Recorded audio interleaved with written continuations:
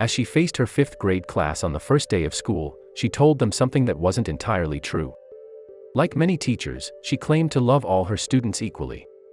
However, in the front row sat a little boy named Tommy Jenkins. Mrs. Harrison had observed Tommy the year before, noticing that he struggled to connect with others, his clothes were often untidy, and he didn't always have the best manners. Tommy's behavior sometimes frustrated Mrs. Harrison, leading her to mark his papers with big red X's and a F on top. Mrs. Harrison was required to review each child's records, and she left Tommy's for last. But when she finally looked into his file, she discovered a surprise. Tommy's first-grade teacher wrote, "Tommy is a bright child with a ready laugh. He does his work neatly and has good manners. He is a joy to be around."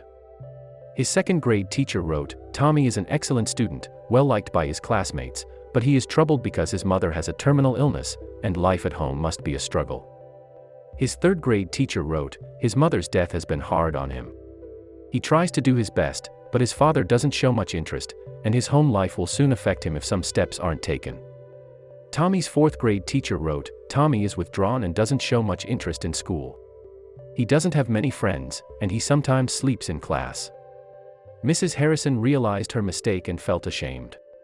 Her perspective changed when her students brought her Christmas presents.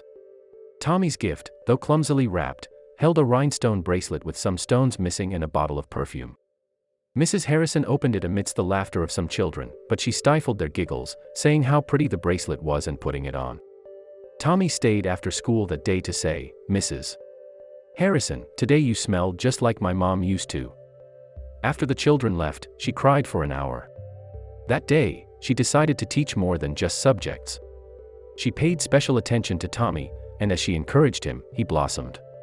By the year's end, Tommy became one of the brightest students, proving that, despite her initial claim, some students held a special place in her heart. A year later, a note under her door from Tommy said she was the best teacher he ever had.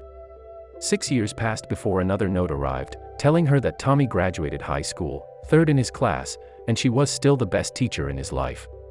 4 years later, he wrote that he'd finished college with honors, assuring Mrs. Harrison she was still his favorite teacher.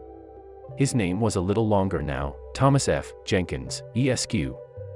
The story continued.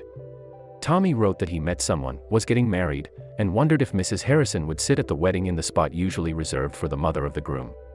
She agreed and wore the rhinestone bracelet, the one with some stones missing. She even wore the perfume Tommy's mother used to wear on Christmas.